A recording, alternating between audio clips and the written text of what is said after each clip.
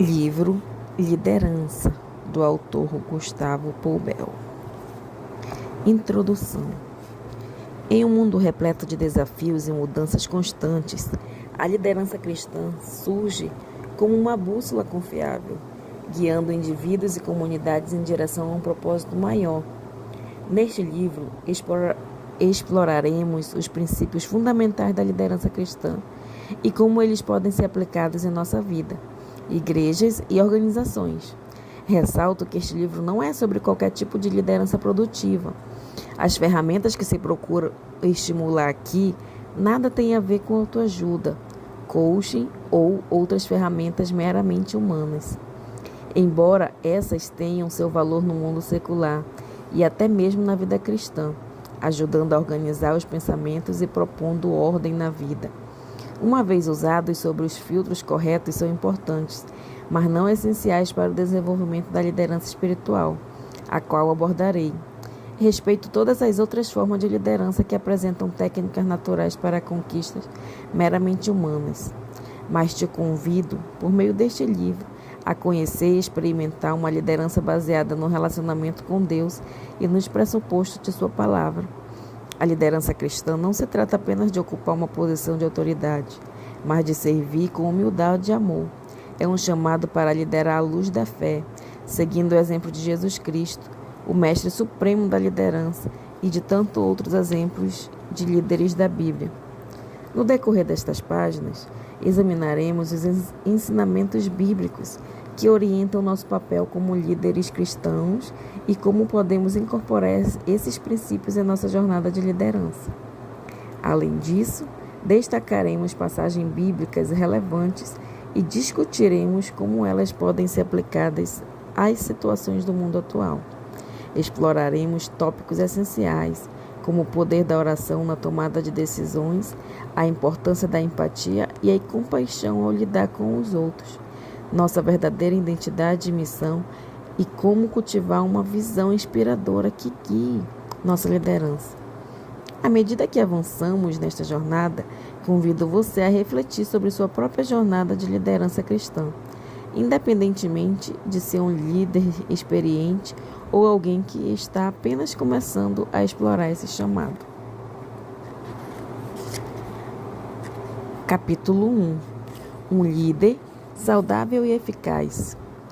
Um líder saudável é forjado em Deus e por meio da sua palavra. Aprendemos com a vida de homens e mulheres que foram grandes líderes e deixaram princípios que podemos aplicar nos dias de hoje.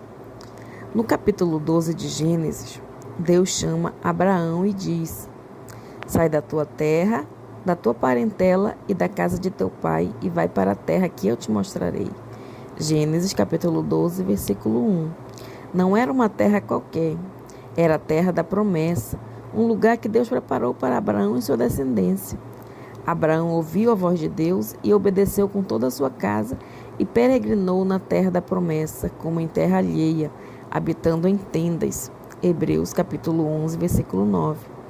Abraão, Isaque e Jacó, os 3 patriarcas, habitaram em tendas na terra prometida, como que de forma temporária, mesmo estando na terra que Deus lhe daria permanentemente. A Bíblia, então, nos diz que, no tempo do patriarca Jacó, houve fome sobre toda a terra. Gênesis capítulo 41, verso 56. Lembramos-nos muito bem quando José foi levado ao Egito. Gênesis 39, verso 1. Após ser vendido pelos irmãos e como Potifar o pôs por mordomo de sua casa. Gênesis 39, verso 4. E por causa de sua esposa, o tomou e o lançou no cárcere. Gênesis 39, verso 20. Até que Faraó o constituiu como autoridade sobre toda a terra do Egito. Gênesis 41, verso 41. Havendo, pois, fome sobre toda a terra.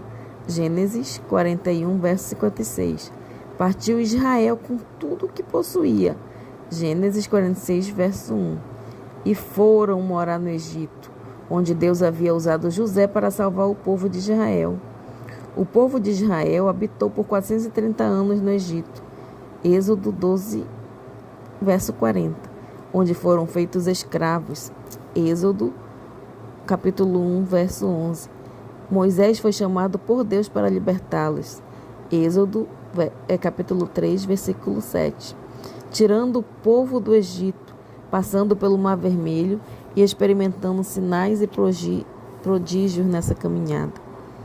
Quando estavam perto de entrar na chamada Terra Prometida, Moisés selecionou 12 espias, 12 líderes, um de cada tribo para entrar, olhar a terra e relatar o que encontrariam. Números, capítulo 3, do verso 2 ao 21. Os 12 foram até a terra e ficaram embasbacados. A terra realmente mana leite e mel, tem frutos tão abundantes, a terra que Deus nos prometeu. Porém, o relato não foi o mesmo dos 12 espias. O primeiro relato foi de 10 líderes, que ao mesmo tempo que relataram como a terra era boa, também disseram que era sitiada por gigantes e que diante deles os israelitas eram como gafanhotos. Números, capítulo 3, versículo dos 27 ao 29. Entretanto, os outros dois, Josué e Calebe, diferentemente dos demais, afirmaram: se o Senhor se agradar de nós, então nos fará entrar nessa terra e nos dará, terra que mana leite e mel. Tão somente não sejais rebelde contra o Senhor, e não temais o povo dessa terra, porquanto, como o pão, os podemos devorar. Retirou-se deles o seu amparo. O Senhor é conosco, não temais. Números, capítulo 14, versos 8 e 9. O relato de Josué e Calebe aponta a característica de liderança diante do relato desanimador dos outros espias, que gerou no povo pranto e descredibilidade na promessa de Deus. Esse breve resumo bíblico nos mostra que, quando líderes saudáveis são responsáveis em corresponder com as promessas de Deus, o resultado é o cumprimento de cada uma delas. E é com Calebe que aprenderemos 7 características desses líderes saudáveis, a partir do texto bíblico a seguir. Josué, capítulo 14, do verso 6 ao 14. Chegaram os filhos de Judá a Josué em Gilgal, e Calebe, filho de Jefoné, o quenezeu, lhe disse: tu sabes o que o Senhor falou a Moisés, homem de Deus, em Cades Barneia, a respeito de mim e de ti. Tinha eu 40 anos quando Moisés, servo do Senhor, me enviou de Cades Barneia para espiar a terra, e eu lhe relatei como sentia no coração. Mas meus irmãos que subiram comigo desesperaram o povo. Eu, porém, perseverei em seguir o Senhor, meu Deus. Então Moisés naquele dia jurou, dizendo: certamente a terra em que puseste o pé será tua e de teus filhos, em herança perpetuamente, pois perseveraste em seguir o Senhor, meu Deus.